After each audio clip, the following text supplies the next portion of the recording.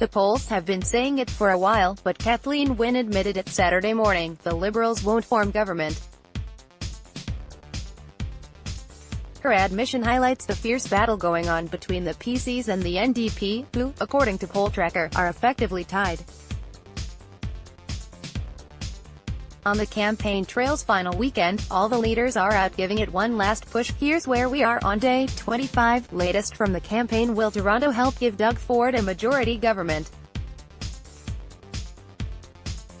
Poll Tracker predicts the odds of a minority government are low.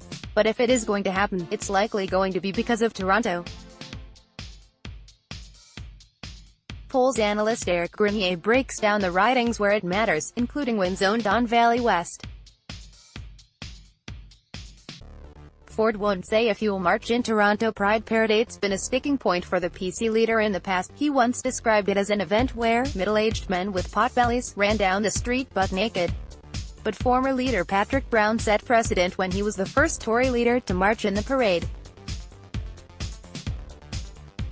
Ford said he hasn't made up his mind, choosing to focus on the economy until Election Day.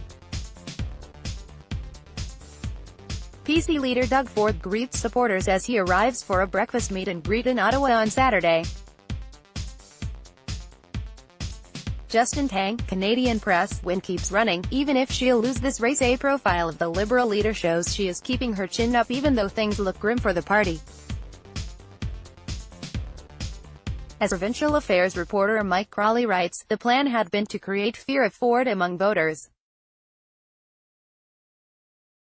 But that strategy has ended up working for the NDP. The moment Liberal leader Kathleen Wynne speaks to supporters in Toronto, where she admitted she probably won't be premier come Thursday. CBC: It's something politicians don't usually do. Liberal leader Kathleen Wynne admitted Saturday morning she's not going to win come June 7th, a concession speech of sorts before the results are even in. "We know that I'm not to be premier," she said, her voice breaking several times. "I'm trying to lay out the situation as honestly as I can," she admitted. People want change, but encouraged people to continue to vote for local Liberal candidates, so either the PCs or the NDP won't win a majority. "I'm saying this today because people still have time to think. After Thursday, I will no longer be Ontario's premier. And I'm okay with that. Because, as I've said, it's not about me. It's about the people of this province. It's about their well-being." Wynne said she knows some Liberals will be mad she's admitting defeat, but she plans to continue campaigning until that last vote is cast. She wouldn't comment on whether she would stay on as Liberal leader. Riding to watch Hamilton West Ancaster Dundas, population 113,025, profile by Lucas Powers. This suburban riding was created in 2015 to match the boundaries of its federal counterpart. It offers a particularly interesting look into some of the dynamics at play across the province in this election. The Liberal incumbent, Ted McMeekin, has represented the area since 2000 and has won several elections since then by a substantial margin. His resume as a public servant is considerable, but the winds of political change have blown a storm to McMeekin's doorstep. Polls suggest that the longtime MPP could end up a third-place finisher. He faces challenges from Sandy Shaw, the NDP candidate, and Ben Levitt, who is running beneath the PC banner.